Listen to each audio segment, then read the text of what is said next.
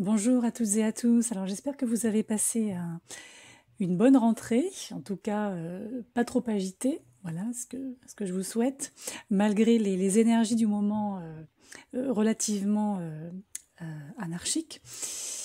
Alors aujourd'hui je voudrais vous parler du transit de Mercure en Balance qui a démarré le 5 septembre, donc il y a quelques jours.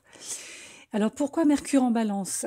Parce que c'est une petite planète au départ et on se dit bon Mercure, petite planète, petite énergie, énergie volatile, bon c'est pas très impactant, mais en fait ce qui se passe c'est qu'en ce moment, comme vous le savez, l'axe cardinal, donc Bélier, Balance, Capricorne, Cancer, est très impacté. On arrive bientôt au bout, ça y est, dans quelques mois, on arrive au bout. Mais là, c'est vrai que ce Mercure en Balance, qu'est-ce qui se passe? Le fait que ce Mercure soit en Balance, c'est une planète, donc une énergie qui va aller rejoindre les énergies qui sont déjà positionnées en signes cardinaux. Donc, on va avoir le Capricorne avec Jupiter, Saturne, Pluton, donc en carré de cette balance, et Mars, le fameux Mars, qui est en face, en bélier, avec la lune noire qui termine son transit dans ce signe du bélier pour atteindre le signe du taureau fin octobre. Donc ce que je me propose de vous proposer, c'est une sorte de feuille de route par rapport à ce Mercure qui vient, alors pas forcément réactiver la toile de fond, mais elle vient, je dirais, la titiller, l'exacerber. Parce que Mercure est encore une fois une énergie volatile qui régit entre autres les communications, les interactions entre les gens, les écrits, les oraux, etc. Donc ça nous parle, c'est le cas de le dire, de tout ce qui se passe sur la partie émergée. Non pas immergée, mais émergée. Tout ce qui se passe à l'extérieur, tout ce qui va nous relier en fait aux autres, ce qui n'est pas rien, surtout lors d'une rentrée en septembre comme ça, telle qu'on est en train de la vivre, aussi bien sur le plan individuel, mais surtout évidemment sur le plan collectif avec les événements. Alors, pour être un peu technique, Mercure est entré en Balance le 5 septembre, quittera la Balance pour entrer en Scorpion le 27 septembre. Donc en Scorpion, il va y rester jusqu'à la fin du mois d'octobre, jusqu'au 27 très exactement, mais entre-temps, il aura rétrogradé dans ce signe du Scorpion. Il va repasser en Balance à la fin du mois d'octobre. Début novembre, ce Mercure va repasser en mode direct en Balance pour donc finalement repasser en Scorpion. Bon, vous voyez un petit peu, c'est très tricoté, mais en tout cas, ça montre que la rétrogradation n'aura pas lieu au départ dans un signe cardinal. Par contre, le retour en mode direct de ce Mercure aura lieu dans le signe de la Balance, donc en signe cardinal. Ce qui montre ici que ce Mercure, c'est un Mercure qui apportera des solutions, puisque c'est la dernière fois qu'une rétrogradation va inclure un signe cardinal. Et ce qui est une bonne chose, c'est qu'au moment où ce Mercure va rétrograder à la mi-octobre, Saturne et Pluton ne seront plus rétrogrades pour leur part. Ils seront déjà repassés en mouvement direct. Par contre, bon, il y a toujours des petites choses qui fâchent, évidemment. Alors, avec le début de la rétrogradation de Mars le 9 septembre, là actuellement, et du coup de toutes ces guérillas planétaires qui se déchaînent dans le ciel, c'est vrai que la tension peut être ressentie comme très brûlante, alors sur le plan individuel, mais aussi sur le plan collectif, évidemment. Il y a un peu une sensation quand même de feu de forêt là. Donc il y a un équilibre qui est nécessaire à trouver pendant que nous allons naviguer à travers ces eaux un petit peu troubles et cet incendie qui n'en finit pas. Mercure en Balance, lui, il peut nous aider à négocier nos opinions, à négocier nos tractations aussi avec les autres. C'est vrai que la période rétrograde de Mercure, Donc, je vous redonne les dates, hein. On est sur la mi-octobre jusqu'au 3 novembre. Là, on a quelques semaines qui vont montrer que, encore une fois, là où vous avez des désaccords, là où vous sentez des désaccords, vous allez avoir la possibilité d'une certaine manière de renégocier ou de négocier une dernière fois, une deuxième et dernière fois, afin de pouvoir trouver une solution meilleure pour l'avenir, une sorte de porte de sortie qui soit la bonne, qui soit bénéfique.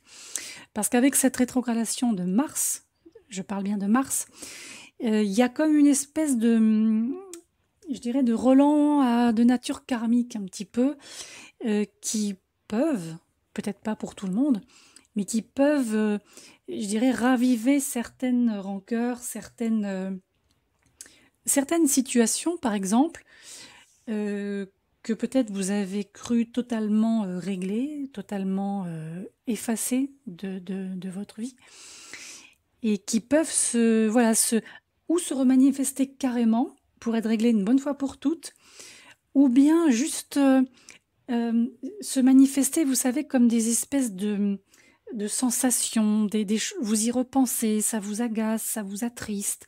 Du coup, en plus, comme on est sous une rétrogradation de Neptune par-dessus le marché, il y a aussi des sensations de flou, des sensations de naviguer parfois dans le brouillard dans ces prochaines semaines. Et c'est pour ça que cette fois-ci, dans cet audio, je ne vais pas vous proposer de signe par signe, parce que c'est vraiment des énergies qui sont très imbriquées les unes avec les autres et qui concernent tout le monde, quel que soit votre signe, quel que soit votre ascendant. Alors, là, c'est vrai que lorsque Mercure est en balance, généralement, nos interactions sont essentiellement axées sur l'équité et la prise en compte des points de vue de l'autre, des autres. C'est une période en général où la diplomatie, la négociation nous est plus familière, ou en tout cas, on a beaucoup plus de facilité à s'exprimer dans ces domaines. C'est aussi une excellente période en général pour aplanir les conflits grâce à une approche moins brutale. Bon, là, on a Mars qui est en face, donc ça sera à négocier tout ça quand même. Hein. Mercure en balance, de toute façon, est un Mercure qui est rationnel, surtout en ce qui concerne, encore une fois, les relations. Toutefois, pour le côté un peu plus sombre de ce Mercure en signe d'air, c'est une position qui peut nous rendre également temporairement plus indécis, un peu passif-agressif, comme on dit, et aussi moins susceptible de nous affirmer parce qu'on ne veut pas faire basculer la machine, on ne veut pas tout faire écrouler.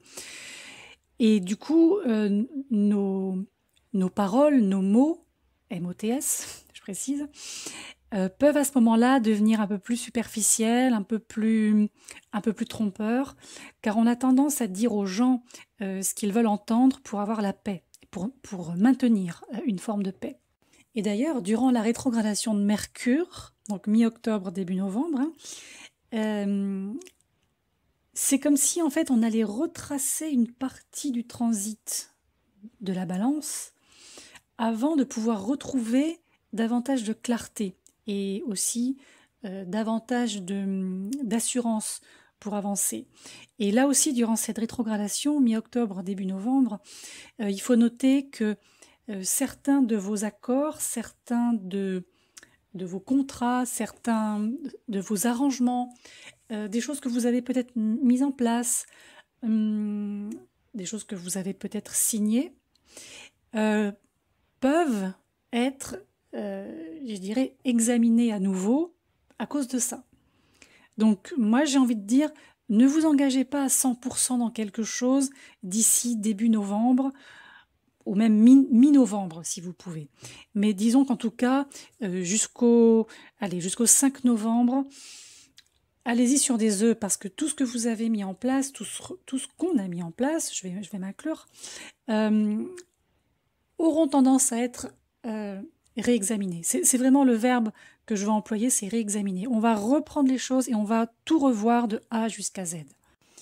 Alors Mercure étant une énergie volatile, ce que je veux dire par là, c'est que c'est une énergie qui agit rapidement, qui ne laisse pas forcément de traces en tout cas, mais qui peut être très agaçante le jour où ça se passe, du fait de cette sensation de volatilité. On va avoir plusieurs aspects. Alors des aspects qui vont, pour le coup, se former avec des planètes lourdes dans les semaines à venir. Alors, là, je vais vous donner quelques dates qui vont peut-être pouvoir vous servir si vous avez des choses à faire, à mettre en place, des choses concrètes. Là, on est vraiment dans le concret avec Mercure. Hein. On n'est pas sur de l'affect, on n'est pas sur du sentiment, on n'est pas sur des... Voilà, on est dans du relationnel, mais c'est un relationnel pragmatique qui doit être utile à quelque chose, en tout cas pour vous, avec les autres. Alors, on va avoir des luttes de pouvoir. On va avoir des crises et des affrontements avec des figures d'autorité, très probablement lors des carrés entre Mercure et Saturne qui auront lieu le 23 septembre, le 1er novembre et le 6 novembre. On va avoir aussi tendance à être très suspicieux, à être comme si notre esprit allait être sujet à la suspicion, à la coercition. Lors du carré entre Mercure et Pluton, le 21 septembre. On a aussi au mois de septembre une opposition entre Mercure et Mars, le 24. Et là, quand tout à l'heure je vous parlais de feu de forêt, là, il y a quelque chose qui bouillonne là en termes de colère, de ressentiment. C'est très enflammé à ce moment-là.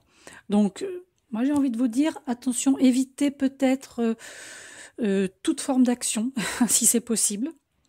En tout cas, de reporter des choses importantes entre le 21 septembre et le 24 septembre. Entre le 21 septembre et le 24 septembre, c'est très explosif, hein, je ne vous cache pas. L'aspect très positif, par contre, parce qu'il y en a un quand même, que Mercure forme pendant ce transit en balance, sera malgré tout un carré avec Jupiter le 17 septembre, ce qui peut élever, je dirais, notre espoir, nos idéaux pour l'avenir. Donc ça, c'est plutôt positif, mais à condition de ne pas surcompenser et à ne pas tomber dans une forme d'arrogance ou une forme de trop d'assurance, vous voyez, d'être sûr de son fait sans tenir compte des autres et sans tenir compte de ce qui se passe autour. Ça, c'est pas bon.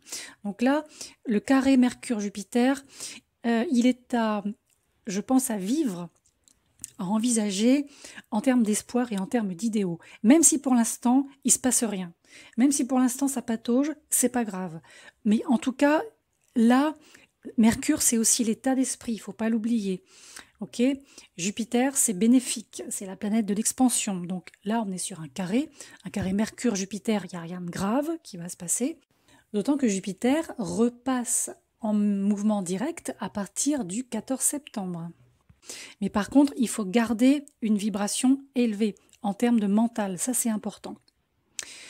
Donc l'idée, vous avez compris, pour conclure, eh ben, ça va être de faire de votre mieux pour calmer le jeu pendant cette période, qui est effectivement très particulière, qui met de l'huile sur le feu, mais qui, encore une fois, comme tout à l'heure je vous disais au départ, qui nous permet, je pense, de clôturer pas mal de choses, notamment d'ici la fin du mois de novembre. Voilà, donc écoutez, moi je vais vous souhaiter en tout cas plein de bonnes choses. Je vous souhaite aussi de rester maîtresse de vous-même, de prendre du temps pour vous aussi durant ces périodes qui sont très concentrées en énergie. C'est toujours un petit peu compliqué, donc prenez du temps pour vous, détendez-vous si vous pouvez, déléguez un petit peu, prenez votre temps pour faire les choses. Moi souvent en séance en ce moment je dis aux personne, un consultant, prenez votre temps, la fin 2020, laissez partir ce qui doit partir. C'est l'année prochaine, ça se joue autrement, mais sur la fin de l'année 2020, laissons partir, voilà. Vous voyez ce que je veux dire? On laisse partir, on clôture, on ferme, on vide, voilà, vous pouvez mettre tous les mots que vous voulez, mais fin 2020, on ne va pas initier quelque chose. Pour ça, on aura largement le temps de le faire l'année prochaine.